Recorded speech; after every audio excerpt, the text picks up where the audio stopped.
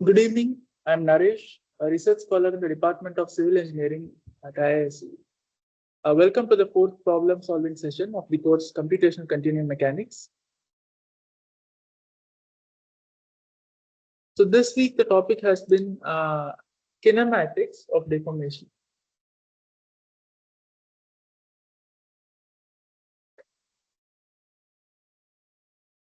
Topic is kinematics.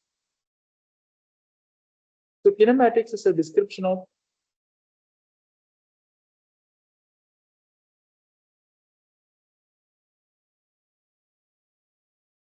the geometry of deformation.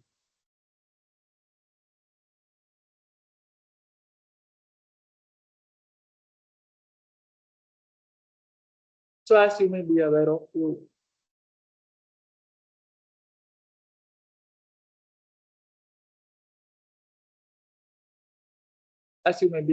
start with a body in its reference configuration and call this body D0.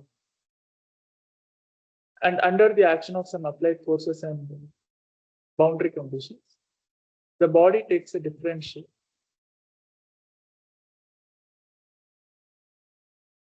Dt. So this is at time t equal to 0.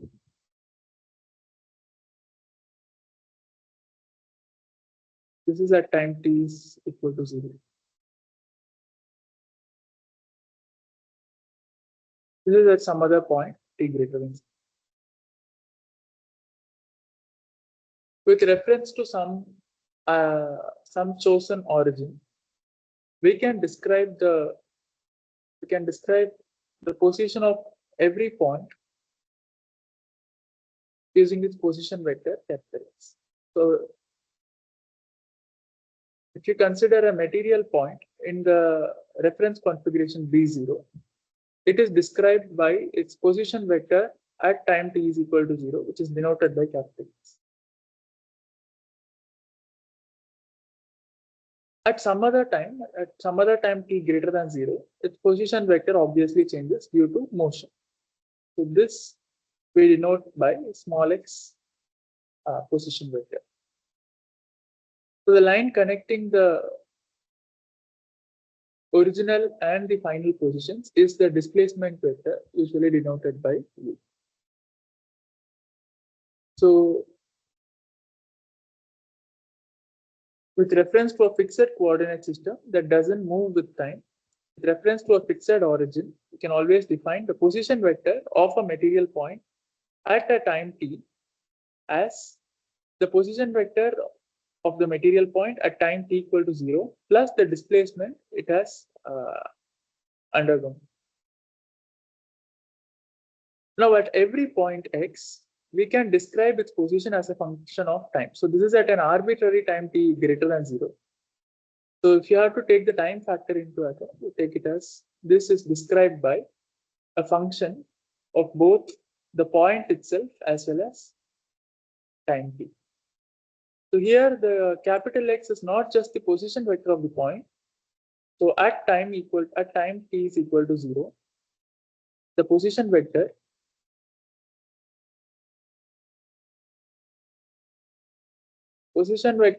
X identifies a unique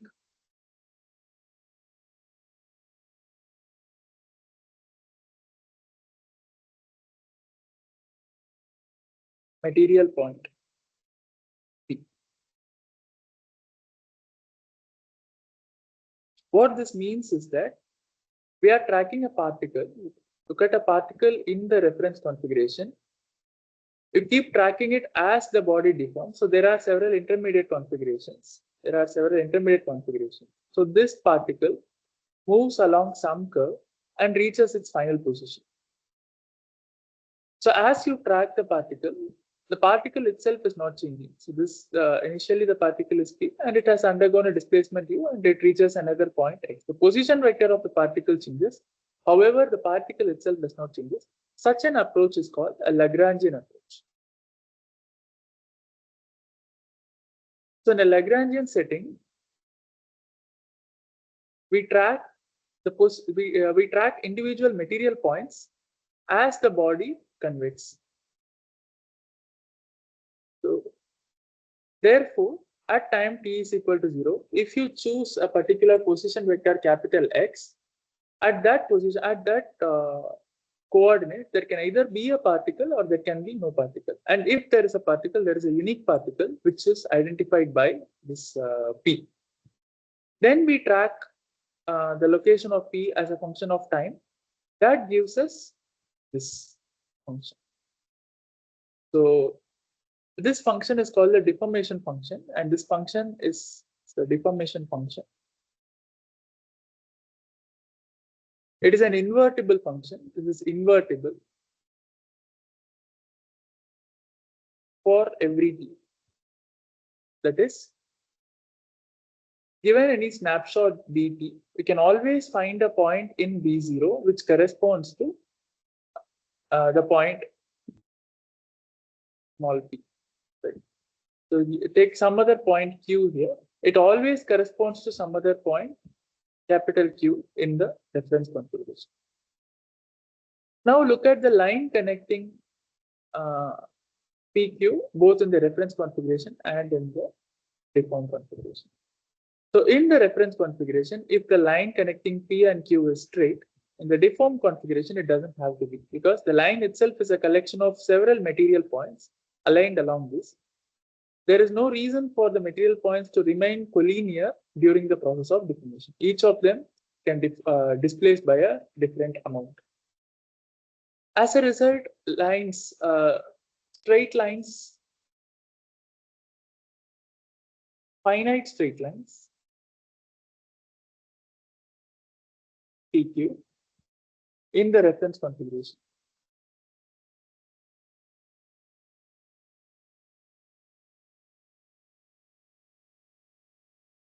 transform into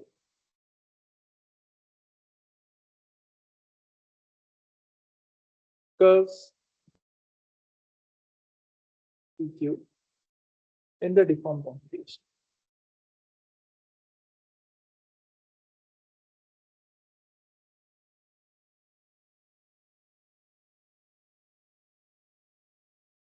However, if you consider the points PQ infinitesimally close, that is, suppose let Q tend to P.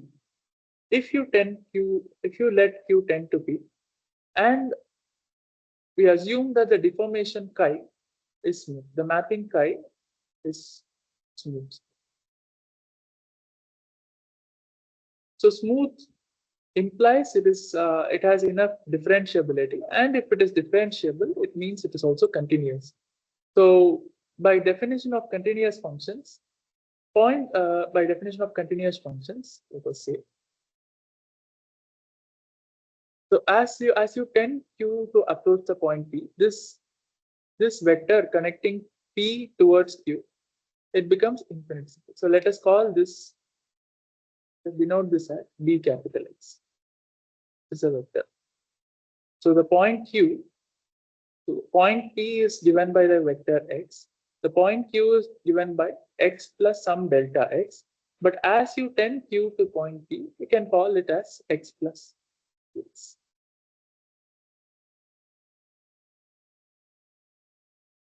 Now the point P goes to a small p. So this is a time t is equal to 0, and this is a time t greater than 0. So the point P goes to another point P whose position vector is denoted by small x of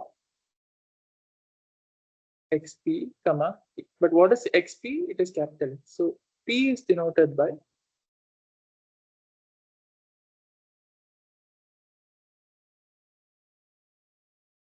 P is just chi of x, comma p. What about Q? At the time t, the point Q goes to another small q, which is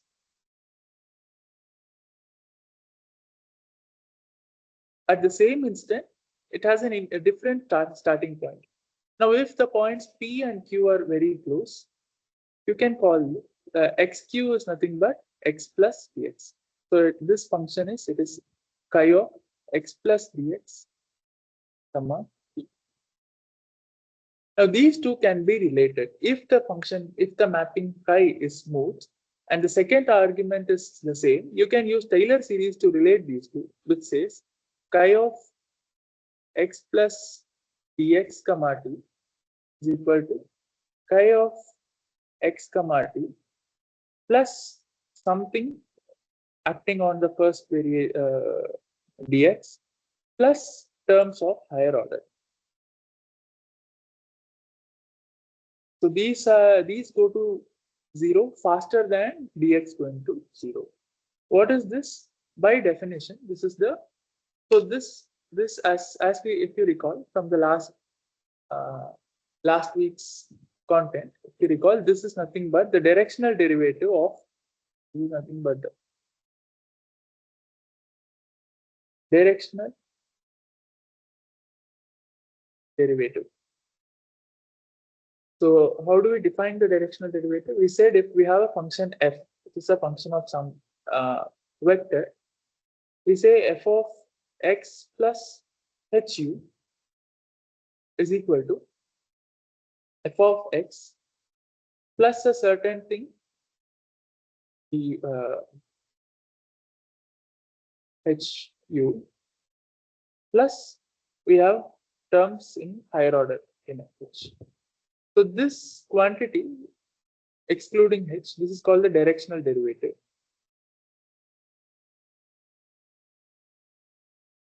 And if you notice, the directional derivative is linear in u. Similarly, in this case, we have chi of, so this is a scalar valued function, this is a vector valued function, chi of x plus dx comma t is equal to chi of x plus something dx, chi of x comma t plus something which is still a function of t dx plus terms of higher order. Therefore, this is the directional derivative of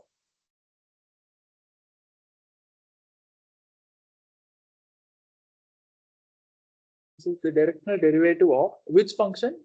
It is the function chi, which it is the directional derivative of the deformation, at which point is the directional derivative of the deformation function at the point x in the direction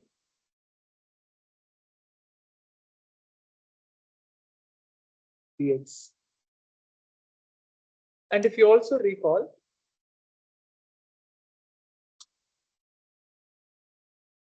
we denote the directional derivative in the direction u of a function f at the point p as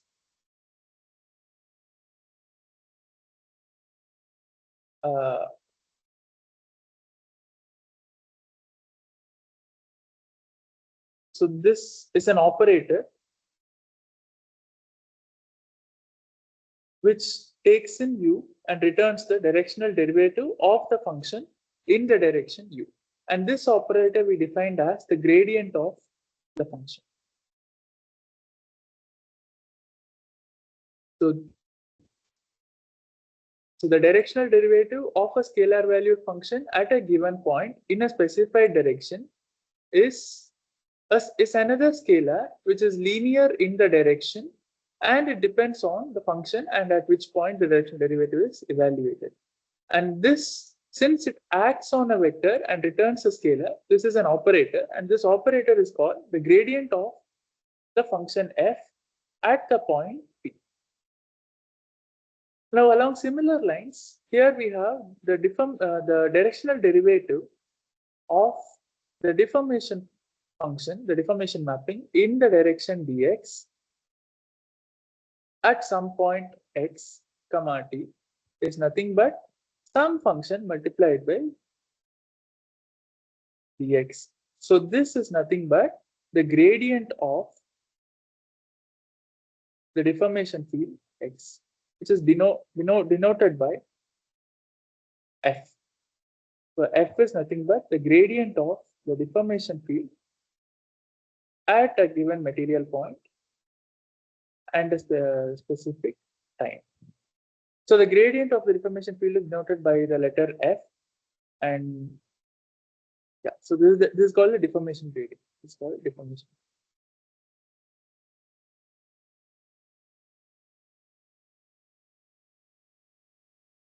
Now, unlike this gradient where it is so this acts on a vector and returns a scalar. So this is a vector.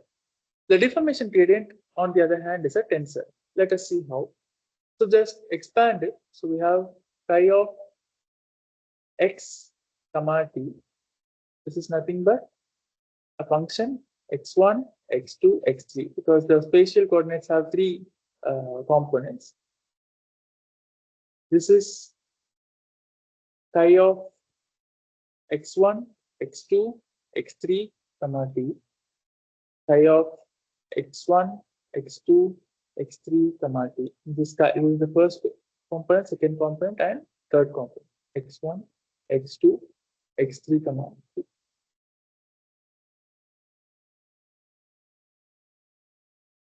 So this is in the expanded form. These are the three components of the spatial vector. These are the three components of the material point position vector.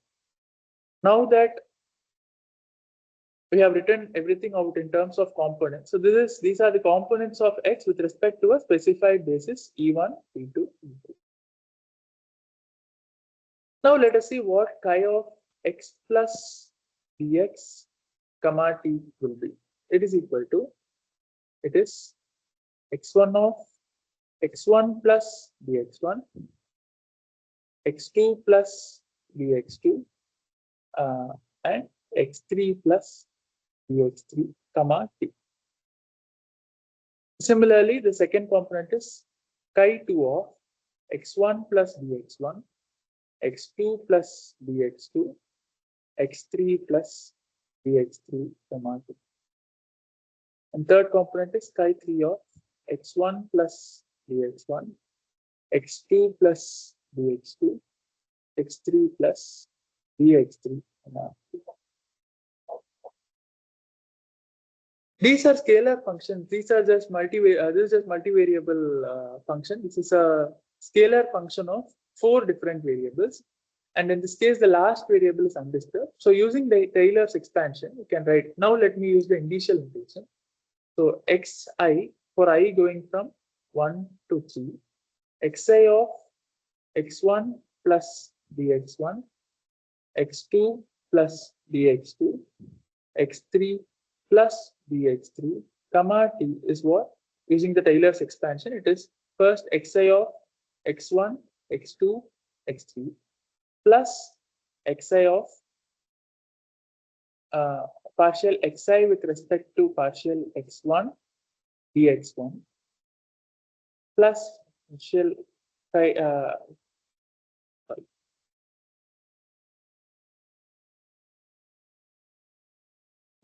of with respect to dx2 plus dou xi by dou capital X3 dx3 plus you will also have a dou I by dou t dt, but however dt is 0, so this term vanishes. There is no this term. The other terms are all higher order in dx1, dx2, dx3. So you can put them as higher order in dx. So these terms go faster to 0 than dx itself. Now look at these three. You have dxi, dx1, dx1 plus dou xi by dou x2, dx2 plus dou xi by dou x3, dx3. This can be written as xi of x comma t plus dou xi by, you can sum. So this is summed over. So let me write it out. This is summed over j going from 1 to 3. So capital Xj dxj. But using the summation convention, you can drop the summation and you can write this xi of x comma t is nothing but partial xi partial xj dxj. Now in a basis, in any specific basis, this can be written. So this goes for, this is for every I. So if you choose, so what is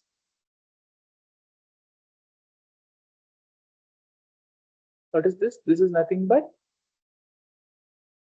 grad with respect to the capital X, xi, this is a vector dot dx, right? So this is a vector to take its its jth component and multiply the jth component of dx and add them all up.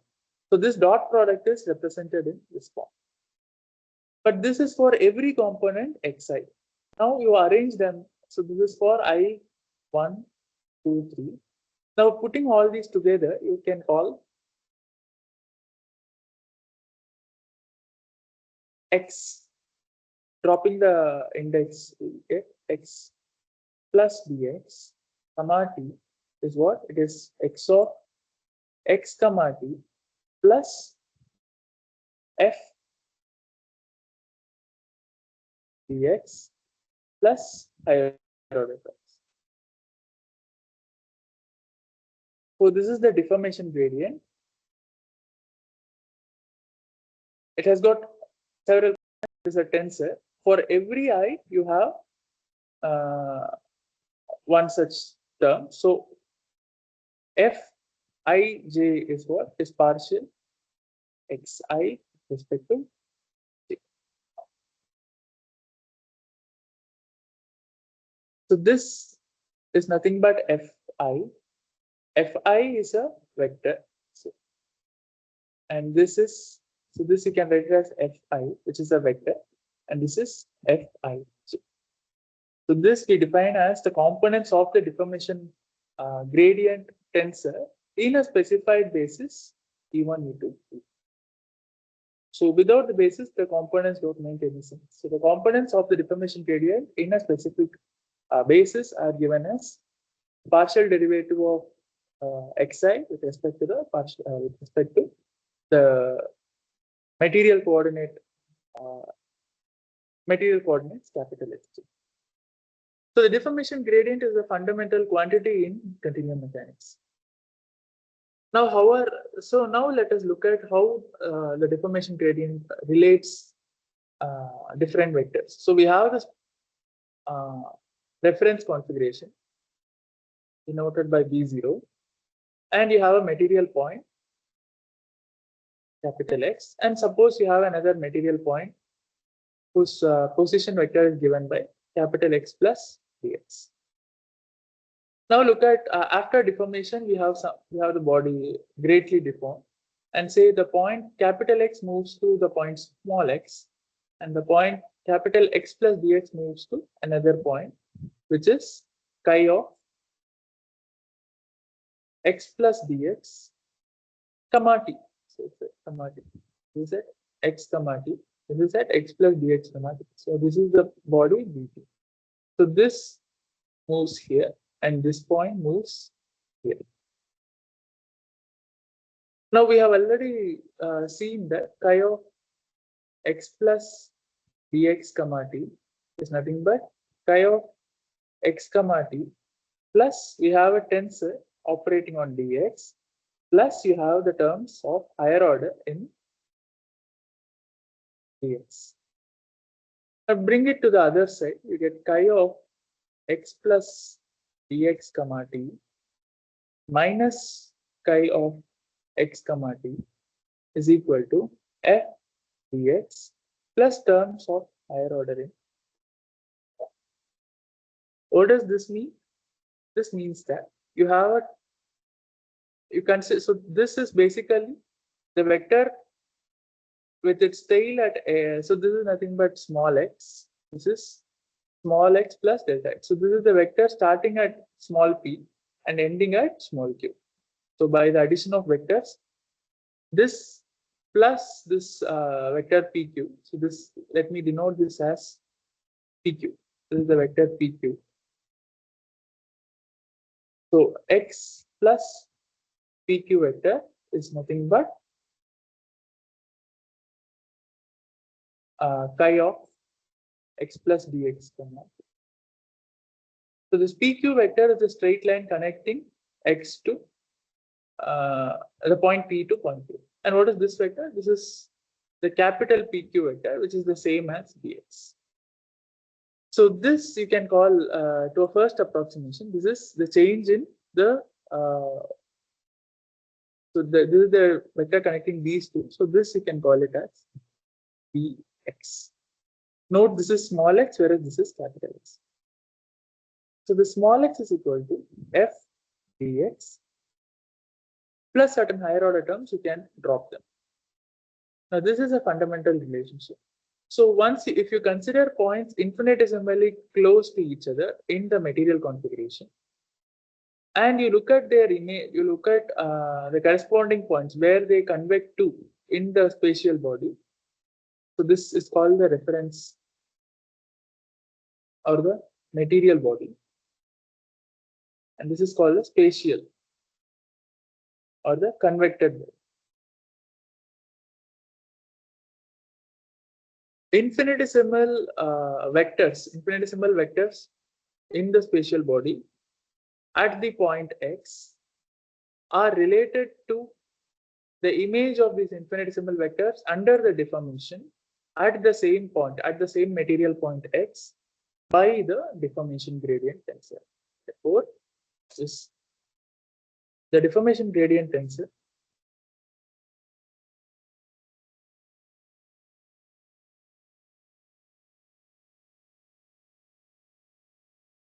relates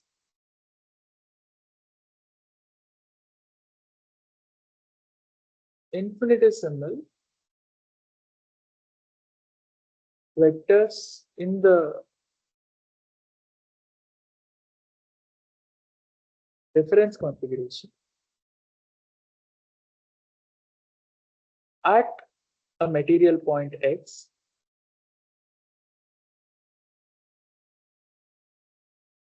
to the deformed infinitesimal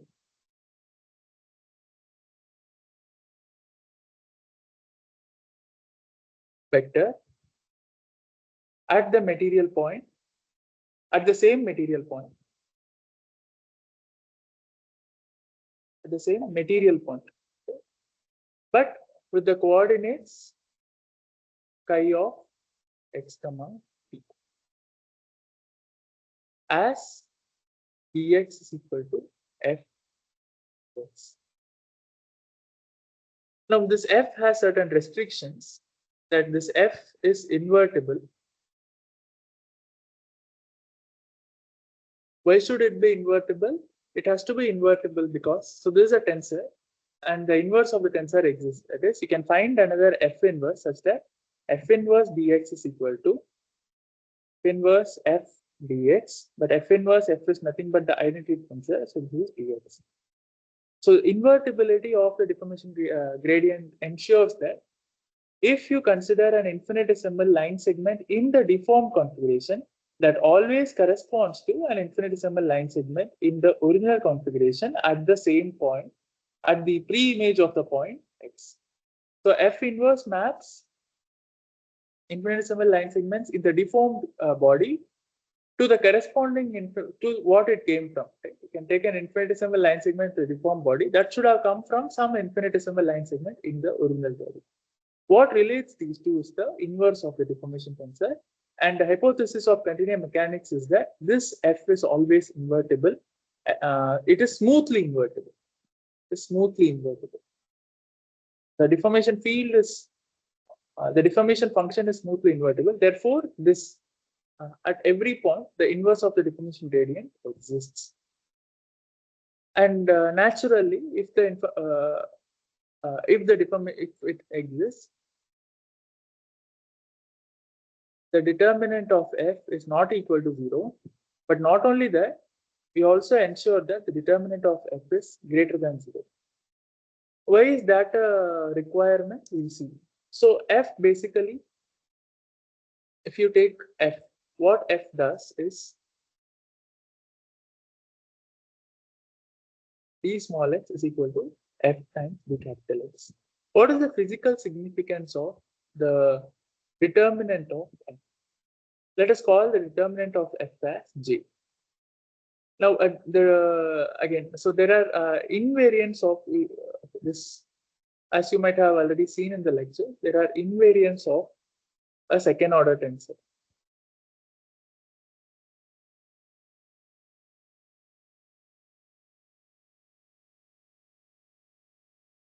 So in one of our earlier sessions, we saw that there is something called a vector, which is a mathematical quantity. It exists independent of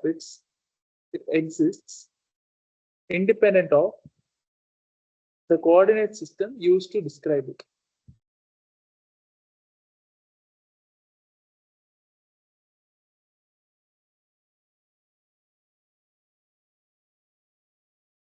Similarly, a tensor is a linear operation. So tensor is a linear operation, the linear operator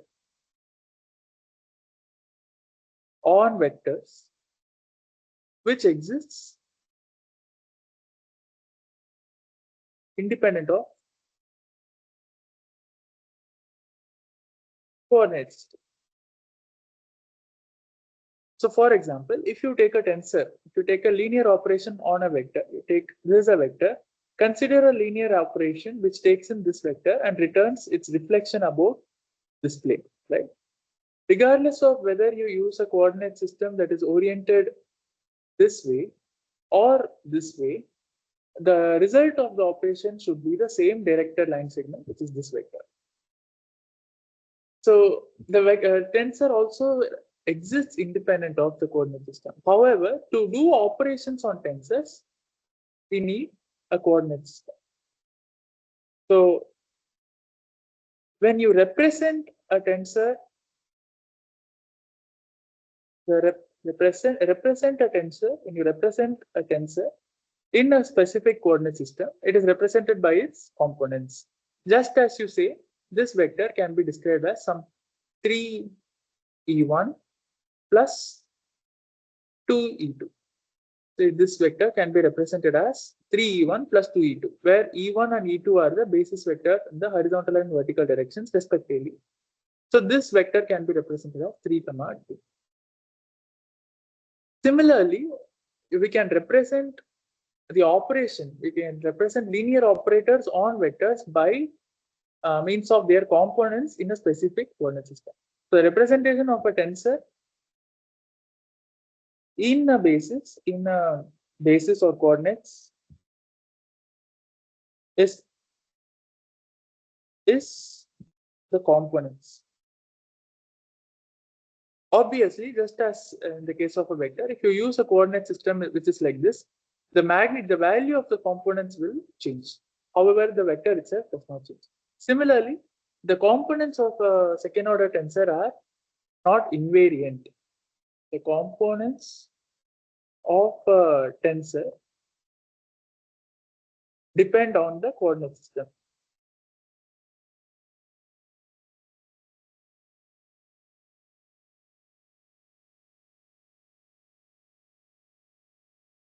However, there are specific quantities, there are specific mathematical quantities called invariant. Basically, that means that you do certain operations on the components of a tensor. So you have a tensor, let me represent it by something like this. You choose a coordinate system, then you get its components Tij. So, so this is a tensor, and this is a set of 9 scalars, right? Say I going from 1 to 3, j going from 1 to 2. This is a set of 9 scalars. What allows us to write a tensor as a matrix of its components is a coordinate system. Now there are certain quantities called invariants of certain quantities called invariants, which are computed from the components, but they themselves do not depend on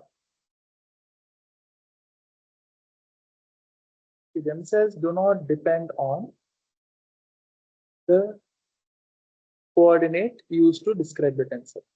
For example, in the case of a vector, say you have a vector b, it can be expressed as b1 e1 plus b2 e2 plus b3 e3 So in one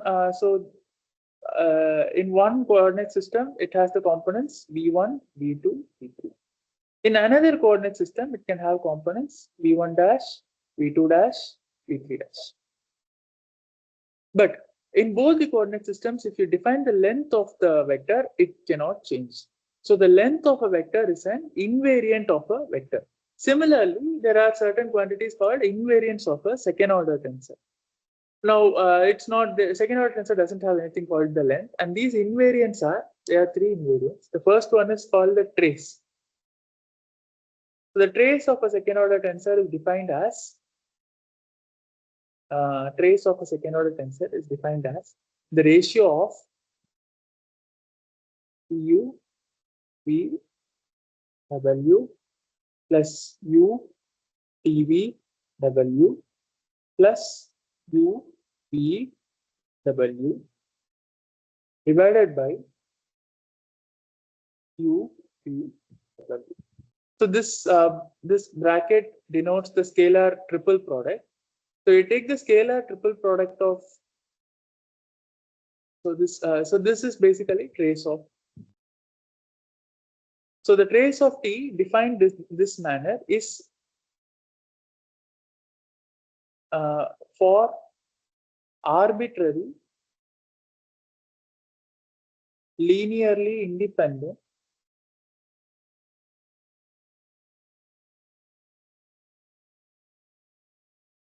vectors u, v, w is a constant. So what does it mean? You take any three arbitrarily linearly independent vectors u, v, w. So linearly independent vectors in 3D means they are not coplanar. They don't have to be perpendicular to each other, but you just take any three non-coplanar vectors u, v, and w. Compute this quantity tu, v. So this is what tu. The first term is tu dot v cross w. Second term is u dot tv cross w. And the third term is u dot v cross tw. Sorry, that's a t.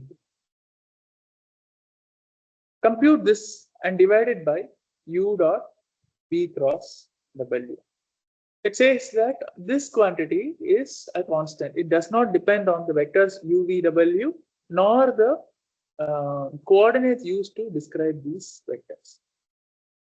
Now, the special case of so this holds for all arbitrary linearly independent u, v, w. You can choose any three non-coplanar vectors u, v, w and find this. It will result in the same value.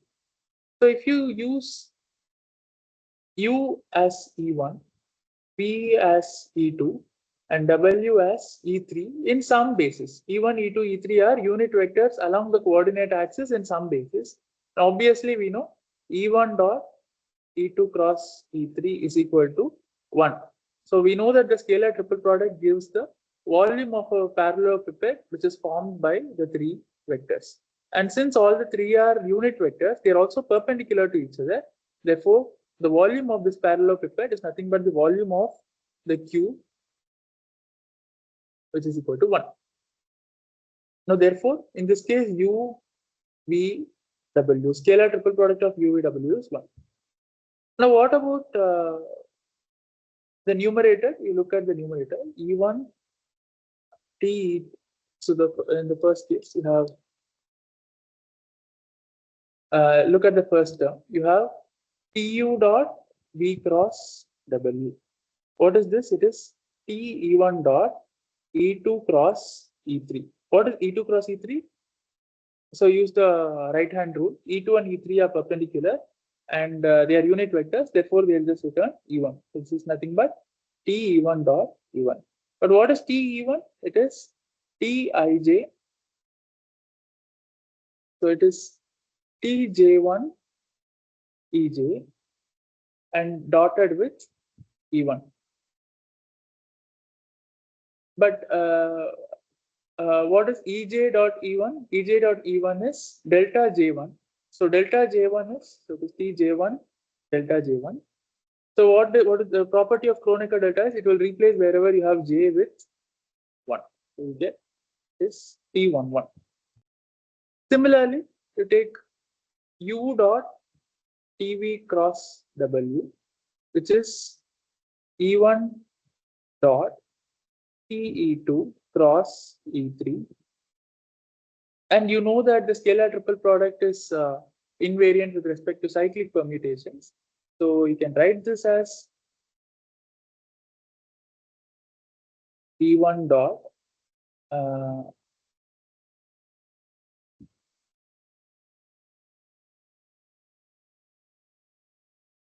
TJ2 EJ cross E3, and you get TJ2 E1 dot EJ cross E3. Here you can use the permutation symbol. It is TJ2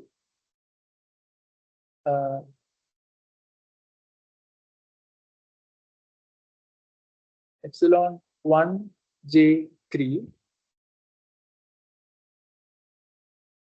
E1 sorry.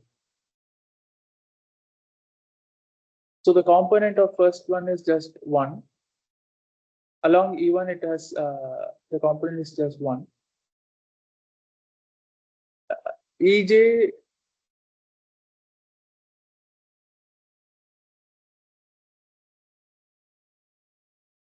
okay, so we don't need the permutation symbol. You just look at this. So suppose J is equal to 1, what do we get? We get E1 and E1. These two vectors are the same. Therefore, the three vectors will be coplanar. Similarly, if J is equal to 3, we have E3 cross E3, which is 0. So the only option J can take is 2. So the only term that survives, if you expand it, is T2 to E1 dot E2 cross E3, which is again 1. So we get T22. Similarly, the third term, U dot V cross TW gives T33. Therefore, the first invariant defined as I1 of T is nothing but trace of T is nothing but T11 plus T22 plus T33, which is TJJ in any coordinate system. Now we also have the second invariant, which is defined as TU TV W plus U TV TW plus TU V TW divided by U V W for all linearly independent U V W. Now this is the second invariant of a second order tensor, and you can easily show that this also does not. So this is an invariant because this also does not depend on the choice of these three vectors. These U, V, and W can be arbitrarily chosen. Therefore, it's an invariant. You can evaluate in any coordinate. So the relationship between the second invariant and the first invariant is that it is related as 1 by 2 trace of T the whole square minus trace of T square. Note that this is a trace of a different tensor, which is T square. So T square is a tensor which is T acting upon T itself. And trace of T the whole square, this is a scalar, this is the usual square. Now the third invariant of a second order tensor is the determinant. So we have what is called the third invariant,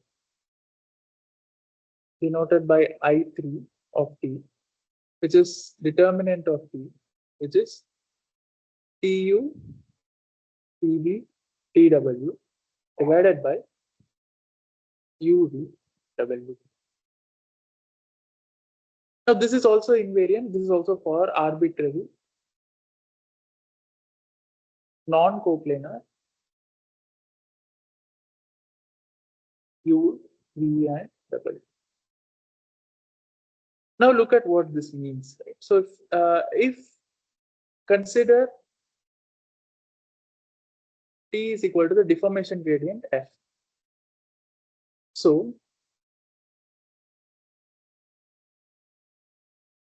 the determinant of F is nothing but F U F V F W divided by U V W for non-coplanar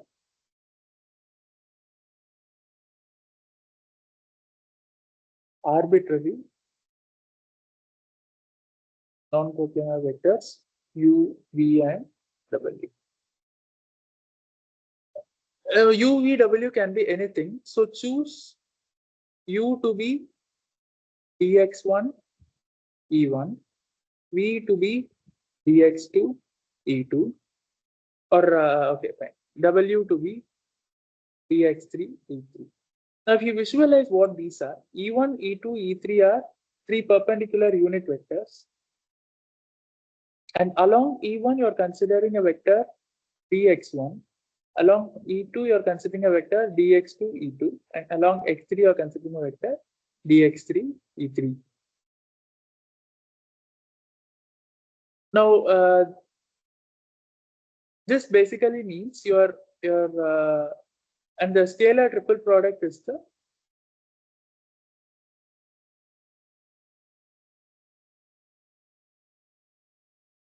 volume of the parallelepiped formed by this.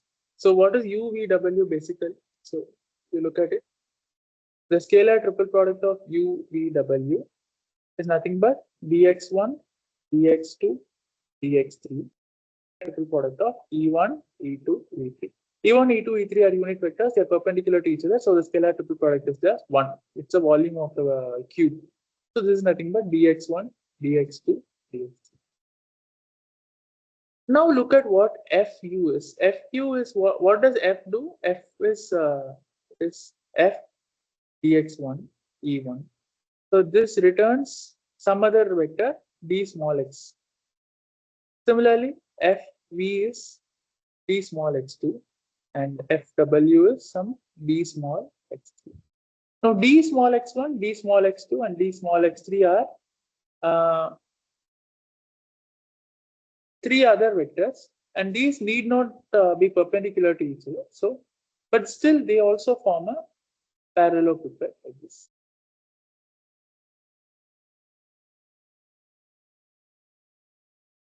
Right. So this is no longer a cube or cuboid. The angles can be different from 90 degrees. The sides can be different from 1. However, this also forms a parallelepiped. And the volume of this parallelepiped is given by dx1, dx2, dx3, which is basically F, Fu, Fv, Fw. Now this is what appears on. So this is determinant. So by this relation, this is nothing but determinant of F multiplied by U, V, W. Now look at this. The volume of a parallelepiped in the deformed configuration is dx1, dx2, dx3. This is related to the invariant of the deformation tensor F and the original vectors as determinant of F times dx1, dx2, dx3, which is the volume or initial volume. So this can be written as determinant of F times db0. This is nothing but J. Now what does it mean if J is vanishing? If J equal to 0, it means that initially you are considering a cuboid,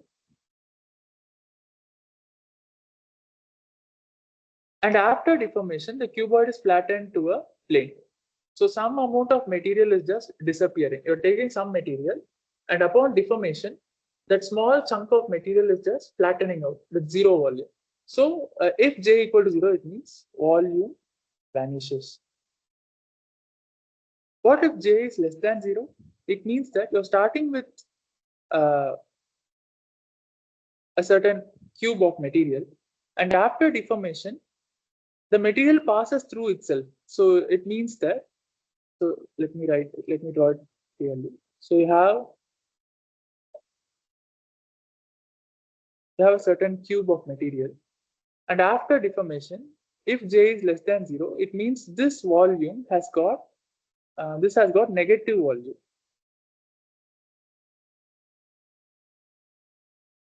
What does negative volume mean? It means that one of the some of these vectors have reversed their sense. So basically, this means the top face has passed through the bottom face and it has gone to the other side. Right? That is also a impossible deformation.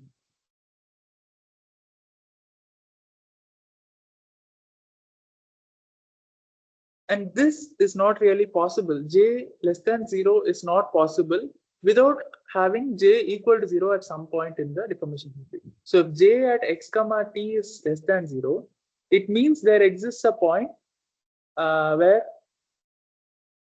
okay, let me draw it again. So this is the physical explanation why J cannot be less than 0. So I hope you agree J can never be 0 because it means vanishing volumes. And what is J initially? Initially J starts with 1.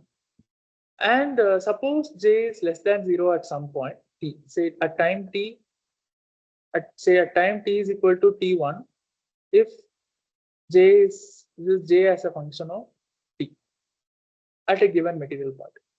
If J is less than 0, then at some, and J is also continuous. So we see that the deformation field is smooth, which means F is continuous, and which also means the determinant of F is also continuous. So this basically means there exists a point by the this. So you have a point where this J is greater than 0, and you have a point where J is less than 0, which means if J is a continuous function, somewhere in between you have a point where J is equal to 0, and this is not allowed. Therefore, J can never be less than 0. So this determinant of F is a strictly positive function. So this is the second idea. The determinant of F is strictly positive. This also ensures that F is invertible. Then what? Then we have a special property called the. So there are other benefits. So if F is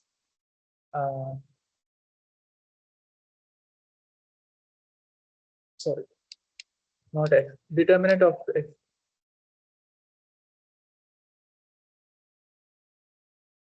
is strictly positive. It means that all the eigenvalues of F are okay. We can't say that. Right? We can't say that right now. This is fine. Now we have something called the polar decomposition theorem.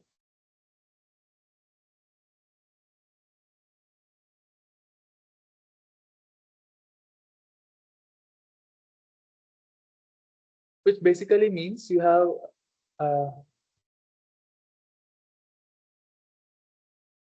F can always be expressed as the product of a proper orthogonal tensor and a symmetric positive definite tensor U.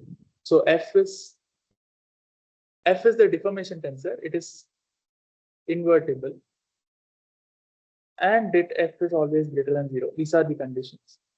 If these are satisfied, then you can always express it as an R, which is a proper orthogonal tensor. What is proper orthogonal? It means R transpose R is equal to R transpose is equal to the identity. And not only that, determinant of R is strictly, it is equal to 1. So if determinant of R is less than 1, it is a reflection tensor. It's a proper orthogonal tensor in 3D is a rotation. and a symmetric positive definite. Symmetric positive definite. What does this mean? Symmetric means U transpose is equal to U. This is well known. And what is positive definite? Positive definite means that x ux is greater than 0 for all x not equal to 0, and x ux is equal to 0 only if x is equal to 0. So this is what it means. So symmetric positive definite tensor definition is as follows. So for all arbitrary non-zero vectors x, the quantity x dot ux, right? Ux is a vector. So x is a vector, u is a tensor. It acts on x and returns another vector. You can dot product it with x itself, and you get another. You get a scalar. That scalar has to be greater than 0 for all non-zero vectors x.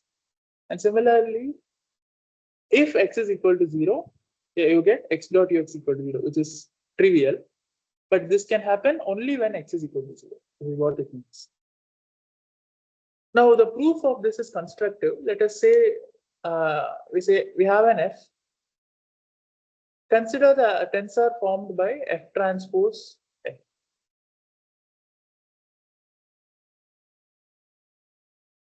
So f transpose f is invertible.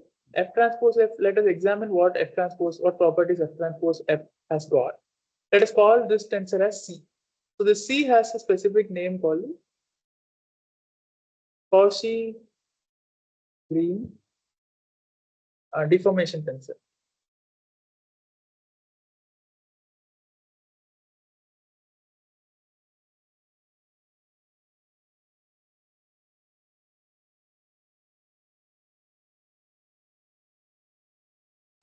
Further, it's called the right Cauchy-Green deformation tensor.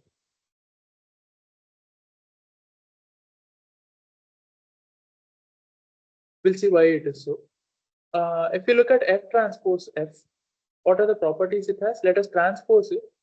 You get it is F transpose the whole transpose, which is nothing but F transpose, which means C transpose is equal to C. So the right Cauchy-Green deformation tensor is Cauchy-Green deformation tensor is symmetric. Not only that, we know that determinant of f is greater than 0, which means determinant of C is what? The determinant of f transpose multiplied by determinant of f, which is determinant of f squared. This is also obviously greater than 0. So this is also invertible. So it's a symmetric invertible tensor. Not only that, if you consider an arbitrary vector capital N, what is n dot Cn?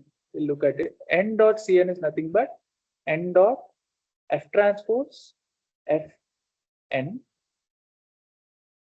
But we know that the transpose of a tensor is defined as transpose of a tensor A is defined as U dot AV is equal to V dot A transpose U. So here consider Fn as one tensor. So n dot F transpose Fn is what? It is nothing but Fn dot F transpose the whole transpose n. But F transpose the whole transpose is nothing but Fn itself. It is Fn dot Fn. So this is a dot product of two vectors, two non-zero vectors in general. Therefore, this is greater than 0. So what did we just prove? We just proved that n dot Cn is greater than 0 for all n not equal to 0. Therefore, C is a symmetric positive definite tensor. Now there is some for symmetric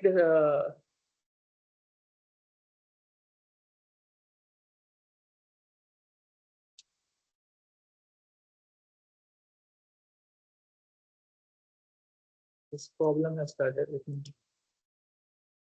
close and reopen this.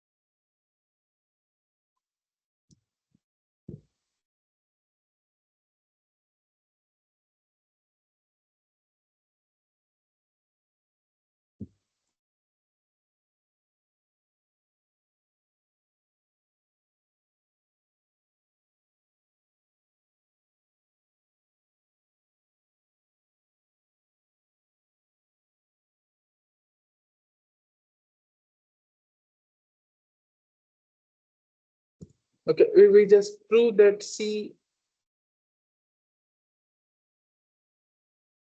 we have n dot Cn is nothing but n dot F transpose Fn is nothing but n dot F transpose acting on Fn, which is nothing but uh, Fn, you can call it as another vector, dot F transpose the whole transpose n, which is equal to Fn dot Fn. So this is a dot product of two vectors. It is greater than 0 if and only if Fn is, this is greater than 0. This is in general greater than or equal to 0, and Fn dot Fn is equal to 0 if and only if Fn is equal to 0. But determinant of F is greater than 0, which means Fn is not equal to 0 unless n is equal to 0. Therefore, Fn dot Fn is greater than 0 for all n not equal to 0,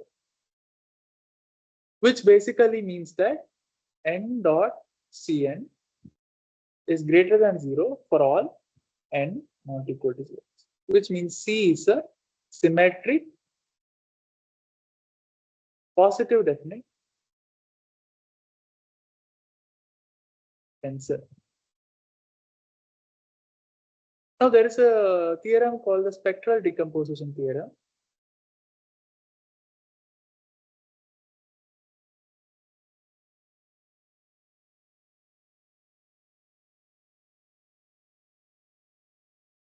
Which says that given a symmetric tensor, every symmetric tensor S can be expressed as S is equal to lambda 1 E1, let me use N1, okay.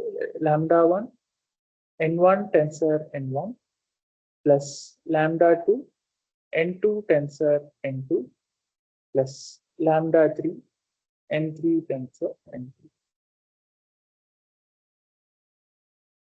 where these are called the eigenvalues and these are the eigenvectors. Now let us probe deeper what this means. It means that given a symmetric tensor S transpose equal to S, it can always be expressed as the sum of three special tensors, right?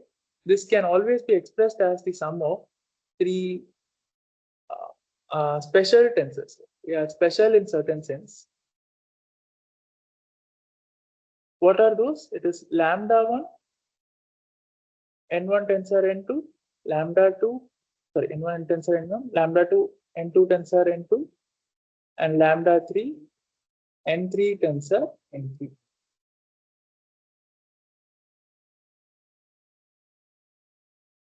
Now, what is special about n1, n2, and n3? You know that in general, we need 9 components. We need, in general, a second order tensor is expressed as Sij, Ei tensor, Ej, where E1, you have E1, E2, E1, I going from 1 to 3, J going from 1 to 3, and summed out. So you have S11 E1 tensor E1 plus S12 E1 tensor E2 plus S13 E1 tensor E3, and so on. It goes on, right? But the spectral decomposition theorem says that a symmetric tensor can be expressed as the sum of 3 special tensors, which are lambda 1, n1 tensor n1, n2 tensor n2, and the 3 n2 tensor n3. Now let us see how these are special. So these n1, n2, n3 are not the basis vectors, right? They are not the basis vectors E1, E2, E2, E3. Let us see what S does to these. Now let us say S acts on n1 tensor n1.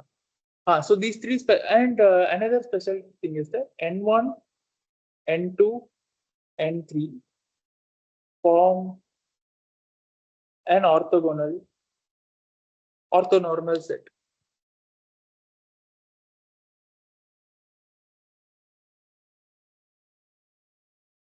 So not only that, you can express it as a sum of 3 tensors, n1 tensor n1, n2 tensor n2, n3 tensor n3. But the vectors n1, n2, n3 themselves form an orthonormal set. So let us see what is the action of S1 on.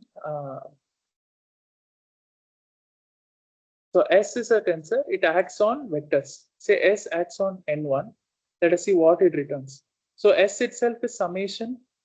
J, here we don't use the summation convention because there are 3 indices. So let us write it out explicitly. J going from 1 to 3.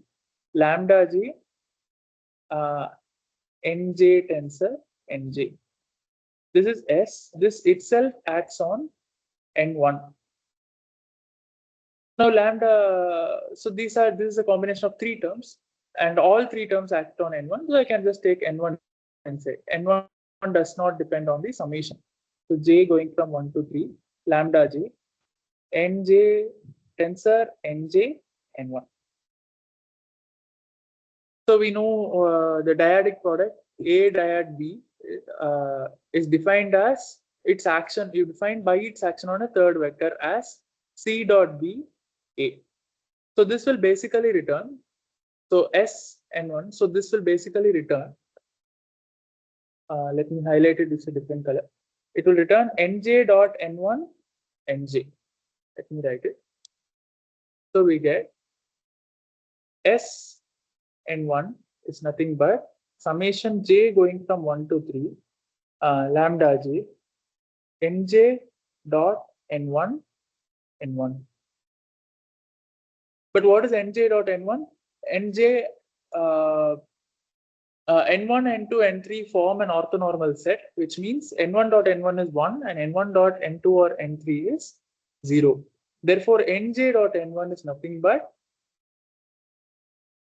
lambda J, delta J1 N1, and using the replacement property of delta J1, this is nothing but, so this summation no longer helps. So this you can just write it down explicitly. So J is nothing but lambda 1 delta 1 1 n1 plus lambda 2 delta 2 1 n1 plus lambda 3 delta 3 1 n1. So this is 0. This is 0. So what remains is lambda 1. So S n1 is equal to lambda 1 n1. As you can see, a second order tensor acting on a acting on a vector returns a scalar multiplied by the same vector, scalar multiple of the same vector. So this scalar is the eigenvalue, and this vector is the eigenvector. Now, if you take the matrix analogy, what this means is that express,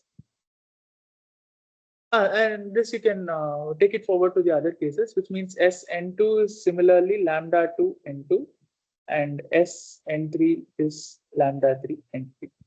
So it's a second order tensor in 3 dimensions.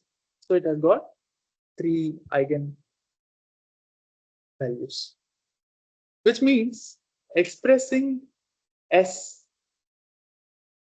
in the basis n1, n2, n3. So results in some components Sij. But what is that? Sij is nothing but lambda I delta ij, or rather, let me. So it results in a matrix of components. So this is we'll get S11, S12, S13, and so on. But this matrix of components is diagonal. Why? You can see that only the vectors n1 tensor n1, only the tensors n1 tensor n1, n2 tensor n2, and n3 tensor n3 are existing, right? The other, you don't have the component of S along n1 tensor n2 is 0. So the component of S along this is 0, which is basic, which means n1 dot Sn2 is 0, because this is the eigen basis. So n1, n2, n3 form an eigen basis for S, which means the components of the matrix of components of S expressed in the basis n1, n2, n3 is diagonal. Okay. Now what does this mean? So let us get to the deformation tensor. So C is symmetric. Therefore, C can be expressed as a summation J going from 1 to 3,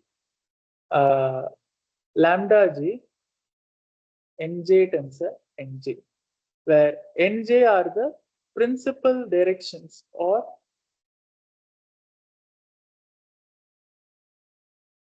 the eigenvectors of C, and lambda J are the principal stretches or the eigenvalues of. And C is symmetric and also positive definite. So positive definite means all its eigenvalues are greater than 0. Therefore, you can define another tensor U defined as J going from 1 to 3, square root of lambda J, Nj tensor Nj. Note that the tensor U and the tensor C have the same principal directions, but their principal stretches are. So this is actually a principal stretches square. I'm sorry, it's not the principal stretches. These are the principal stretches.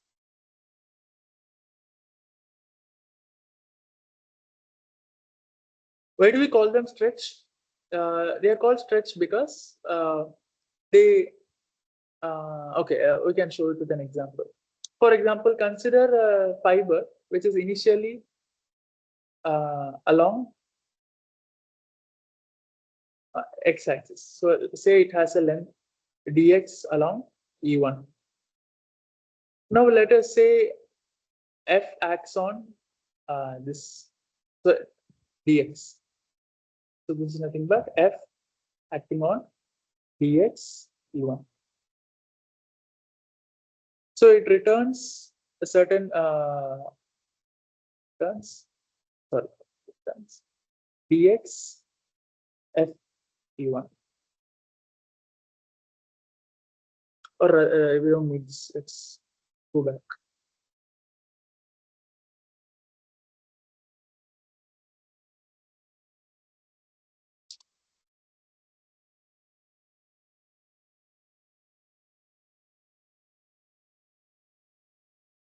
So you can say, you know that any arbitrary vector dx can be expressed as its components multiplied by the basis vector dxj ej. Now, what is the action of a tensor f on this? It gives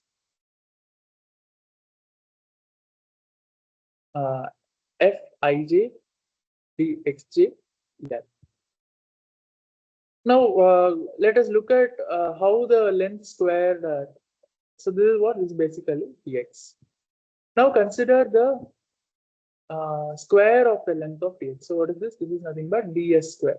Suppose initial length is d capital S, which is dx dot ex, and final length is d small x square.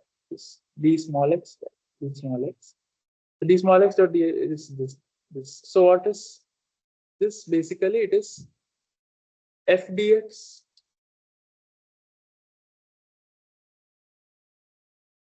dotted with f dx.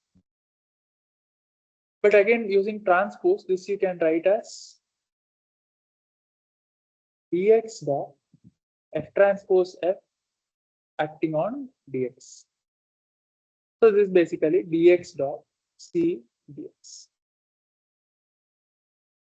Now, c is a symmetric positive definite tensor, and let us suppose dx is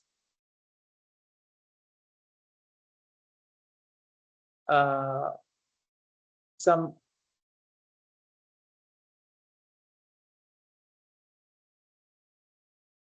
dxj nj, where nj are the principal directions of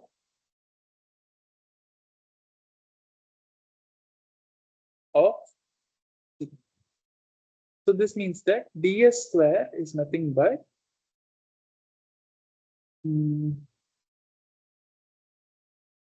dxj nj dot c times d.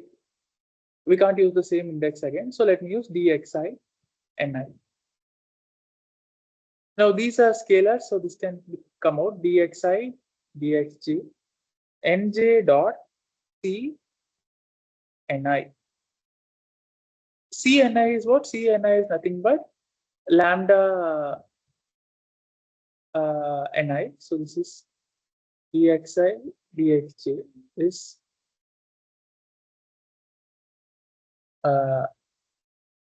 nj dot lambda I ni. And what is nj dot ni? Nj dot ni is delta ni. So this is delta ij dxi. C ni is I can't use.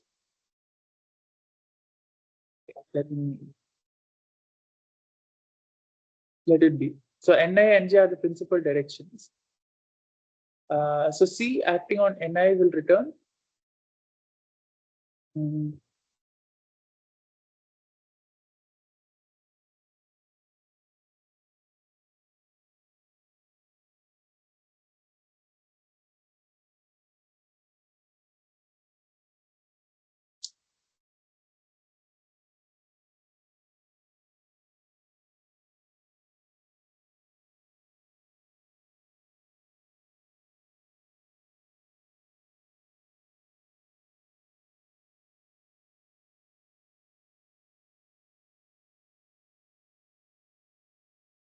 nj dot c ni. Fine. So this part is fine. So this is the length of the deformed infinitesimal vector. Now let us look at the other.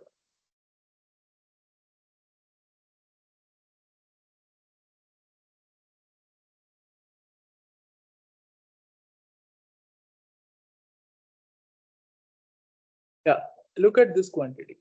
So what is nj dot cni?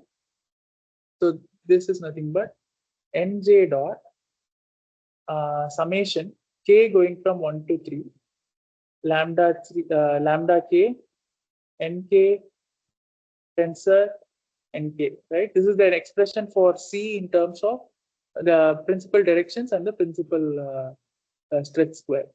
This acting on ni. Now the summation is over k, and this does not depend on k, so you can take ni inside. So you get nj dot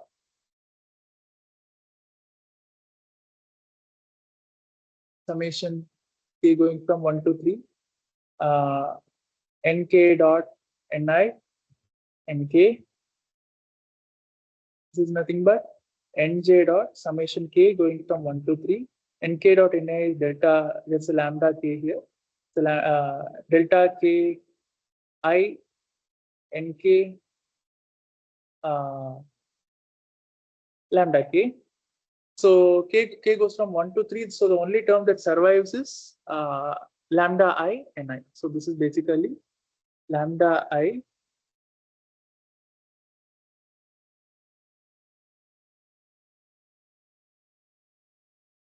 ni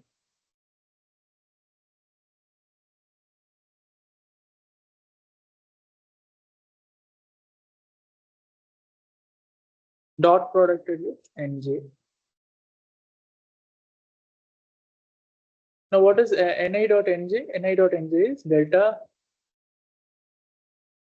ij. So we get lambda I delta ij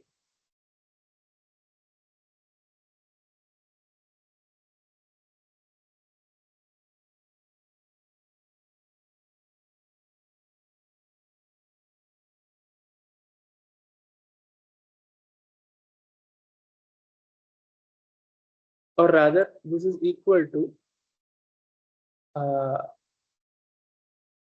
lambda I if I equal to j and 0 if I not equal to j. Now substitute back in the expression, we get ds square is equal to lambda we have dxi dxi. So it is lambda I dxi dxj if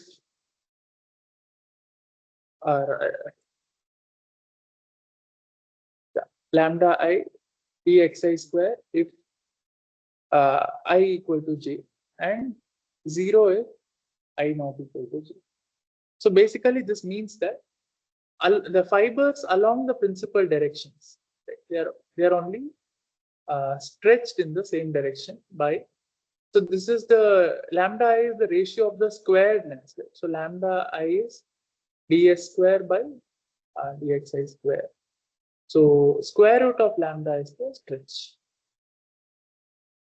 So physically what it means is that we have and this has a special name u. Now u is equal to square root of c, which is square root of f transpose f. Now this u is a symmetric positive definite tensor, so it is always invertible. So you can multiply f u inverse, and this turns out to be r. So this is where you get, right? How do we show that fu inverse is a proper orthogonal tensor? Look at the definition. Let us say R is equal to f u inverse. Now find out the quantity R transpose R. What is it? It is f u inverse transpose f u inverse. So this is basically u inverse transpose f transpose f u inverse. This is nothing but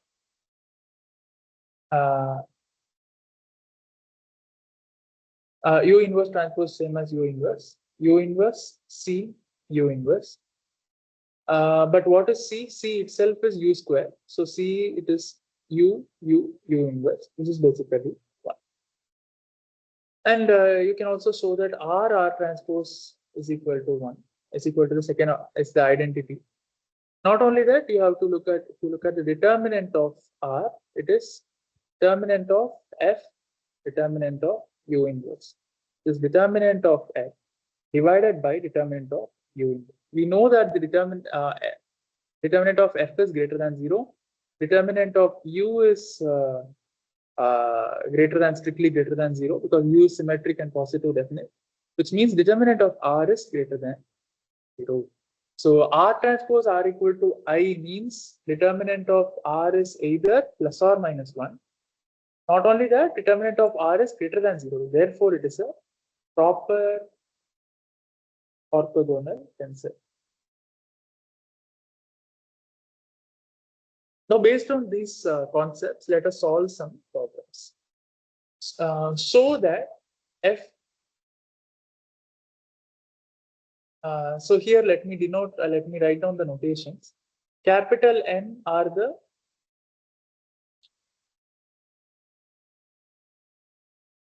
N alpha are the eigenvectors of the right Cauchy-Green deformation tensor, which is also the eigenvectors of the U tensor, U or. Now, this is one approach, let us say. So we saw that. Let's start. So dx dot dx is nothing but dx dot c dx. However, you can also express it in terms of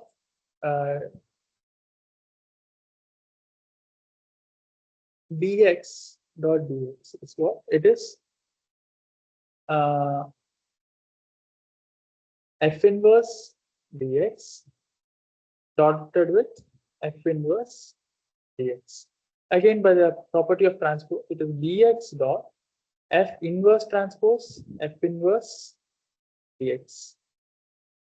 This is nothing but dx dot F transpose the whole inverse dx. Right? So you get F inverse transpose F inverse. This is called B inverse, where B is the left Cauchy-Green deformation.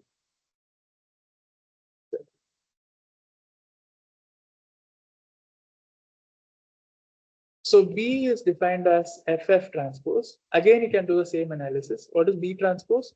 It is FF transpose, the whole transpose. It is F transpose, the whole transpose, F transpose. It is again FF transpose, which is B. So B is symmetric. You can also show that N dot Bn is equal to what? It is N dot FF transpose N, which is F transpose N dot F transpose N, and this is nothing but this is greater than 0 for all N not equal to 0. Therefore, B is also symmetric and positive definite. Therefore, we can also define, so B can also be, B also follows the spectral decomposition theorem. So B can also be expressed as a sum of three special tensors, which are lambda 1, N1 tensor N1, lambda 2, N2 tensor N2, lambda 3, N3 tensor N3.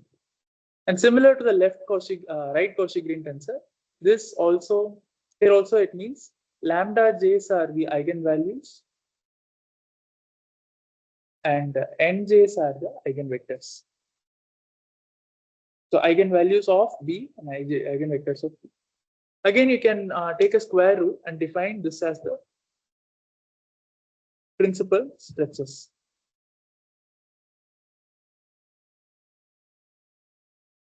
Now, the interesting thing is that look at B defined as square root of B. So square root of B is what? Is summation j going from 1 to 3, square root of lambda j, nj tensor nj. Now let us claim that V inverse F. Look at this V inverse F. What it is? It is nothing but square root of V inverse F. Let us see what this gets to. Let us say V inverse F transpose V inverse F. What is this? This is F transpose V inverse F. But this is nothing but F transpose V inverse F. But what is V inverse? So this is F transpose V inverse square F. Now symmetric things. So okay, fine. So this is V. This is nothing but F transpose B inverse F. But what is B inverse? So V inverse F the whole transpose V inverse F is nothing but F transpose B inverse F. But B inverse is nothing but F transpose FF transpose the inverse F, nothing but F transpose inverse F inverse F, which is identity multiplied by identity, which is just identity itself.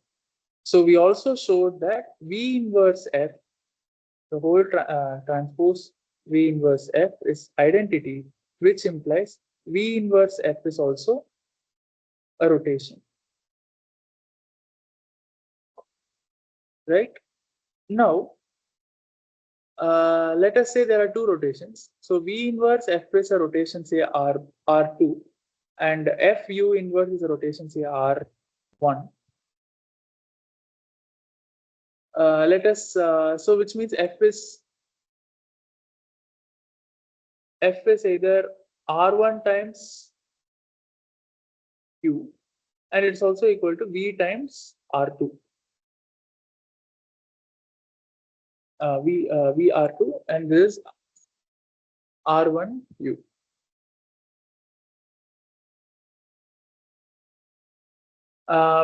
Because F is invertible, since F is invertible, we need to get what is F inverse. F inverse will be U inverse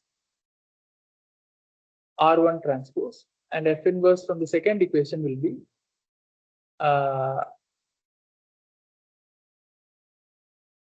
R2 transpose V inverse.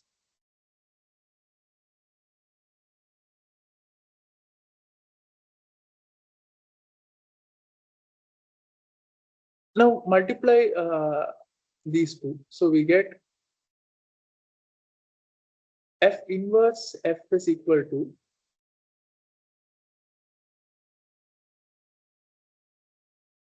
R2 transpose V inverse R1 U,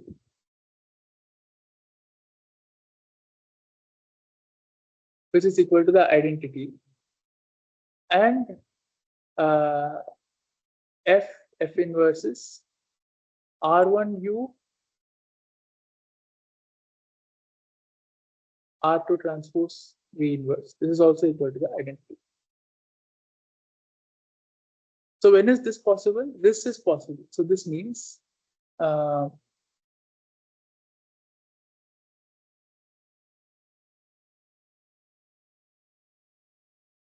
this quantity has to be the inverse of this quantity.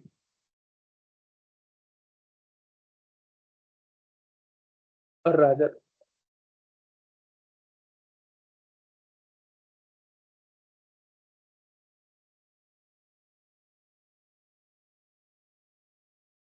so basically the R1 and R2 are equal.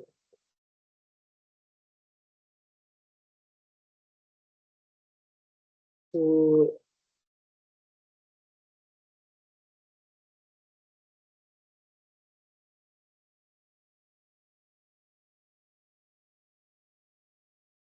yeah, so the final expression of polar decomposition theorem is that when you have an invertible deformation gradient F, it can always be expressed as Ru, which is also equal to Vr, where U and V are symmetric positive definite tensors, and R is a rotation tensor. And this representation is unique since F is invertible. Now, so here capital N are the eigenvectors of the right Cauchy-Green deformation tensor, which is C, or the right stretch tensor U. And small n alpha are the eigenvectors of the left Cauchy-Green deformation tensor, which is B, or the left stretch tensor, which is B. Now, let us prove these one by one. Show that f n alpha is equal to lambda alpha n alpha. So f n alpha, what is this? This is nothing but this is the eigenvector of V, U, eigenvector of U or C. So let us write this as Ru n alpha, right? But what is Ru? Now what is U n alpha? U n alpha is lambda alpha n alpha. R is still there. So this is basically lambda alpha R n alpha.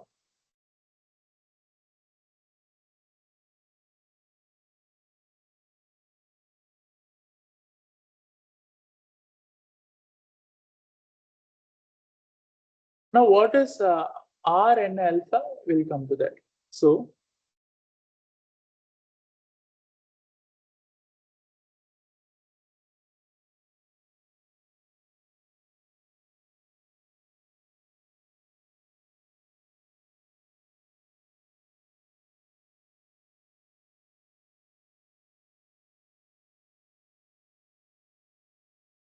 look at the eigenvectors of B. What are they? So B is FF transpose, nothing but a V square, and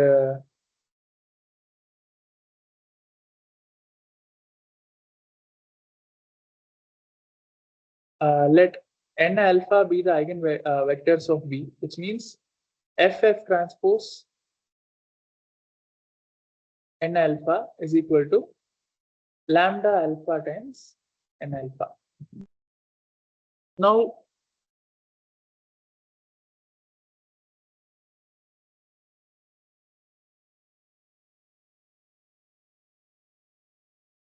this means that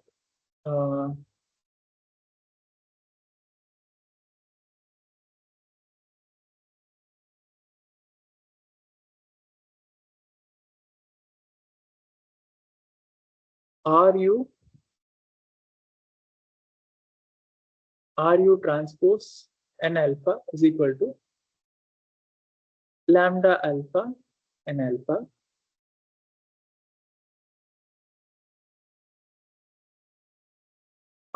Ru square R transpose n alpha is equal to lambda alpha n alpha, and then pre-multiply on both sides by R transpose. So you get U square R transpose n alpha is equal to lambda alpha R transpose n alpha, which means R transpose n alpha is an eigenvector of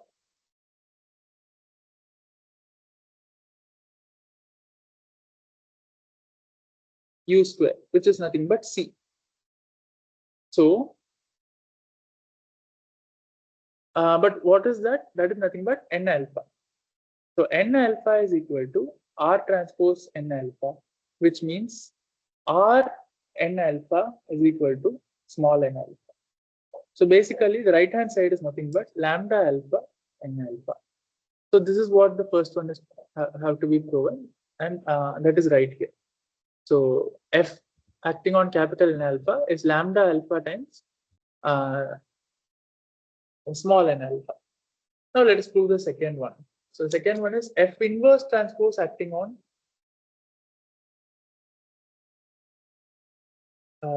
capital N alpha. What is that? So F inverse transpose again. So look at it. You want U to act on this, right? Because you want to get rid of a tensor and get in terms of some known scalars. So let us use F inverse transpose RU. So this is RU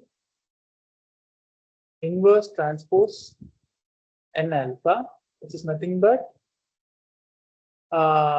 U transpose R transpose the whole inverse N alpha, which is nothing but R transpose inverse U transpose inverse N alpha.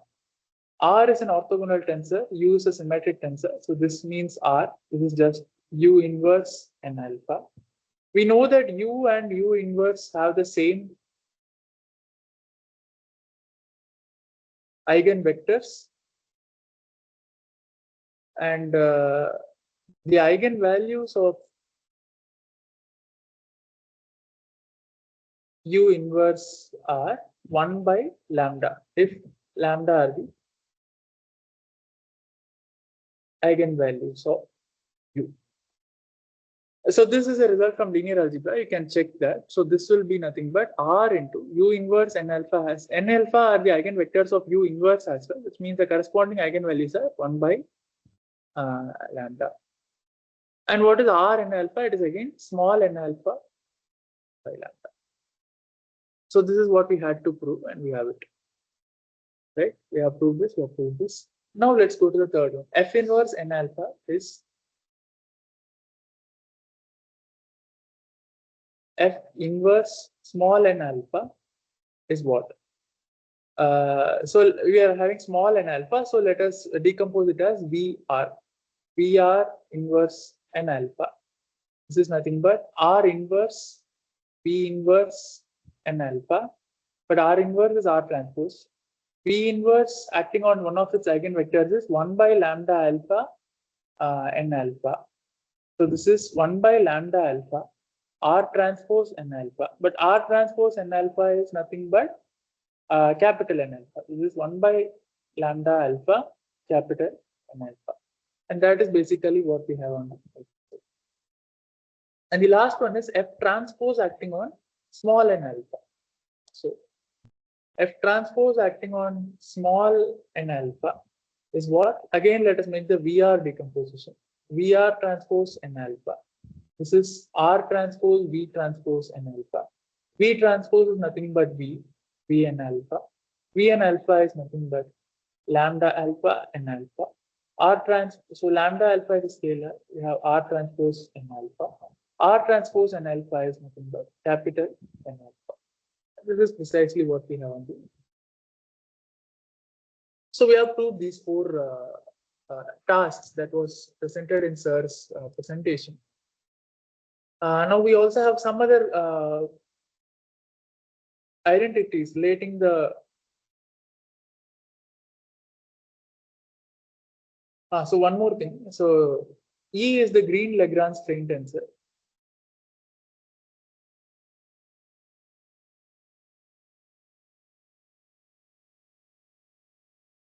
Defined as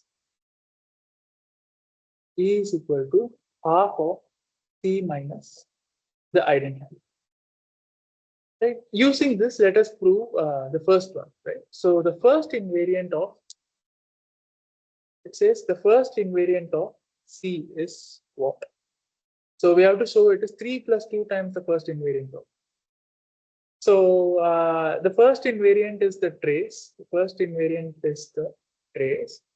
So you can either use the indicial notation or the tensor definition. In either case, you can see that the first invariant is linear in the tensor itself. So for example, you have you can check that by the definition of first invariant. It is nothing. The first invariant of a tensor is nothing but TKK. So the first invariant of a tensor alpha t plus beta s is what? It is alpha t plus beta s kk. But alpha and beta are scalars. So taking the component is just alpha tkk plus beta skk, which is nothing but alpha I1 of t plus beta I1 of s. Therefore, the first invariant is linear in the tensor itself. So we define E as half of C minus I, which means 2E is equal to C minus I, the identity. So C is equal to identity plus 2 times E. Now you apply the trace on both sides. The first invariant of C is equal to first invariant of identity plus 2 times E. But what is the first invariant of identity? This first invariant of the in integral notation, it is delta ij, right? So the components, write it as delta kk plus 2 times e kk. E kk is the first invariant of e, and delta kk is. So this proves this result. So first invariant of C is 3 plus 2 times the first invariant of E. Now look at the next expression. We have the second invariant of C. Well, let us prove it. So we want to find an expression for the second invariant of C. As I said, it's nothing but half of trace of C the whole square minus trace of C square.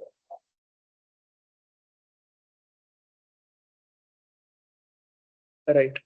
So what is half of trace of C the whole square? It is half of trace of C the whole square. We already found it as 3 plus trace of 2 times trace of E the whole square minus trace of C square. But what is C square? C square is C. We'll get to it what it is. It is half of 3 plus 2 times trace of E the whole square minus trace of 1 plus the identity plus 2E the whole square, right? So C square is identity plus 2E the whole square, which is identity plus 2E acting on identity plus 2E, which is identity plus 2E plus 2E plus 4E square. Therefore, the second invariant of C is nothing but so there's a square here. So you get this as 9 plus so 3 square plus 2a, 2 times 3 times 2. So it is 12 trace of E. There's a half outside. Plus 4 times trace of E square. 4 times trace of E the whole square minus trace of C square. So it is minus trace of what? It is 1 plus 4E plus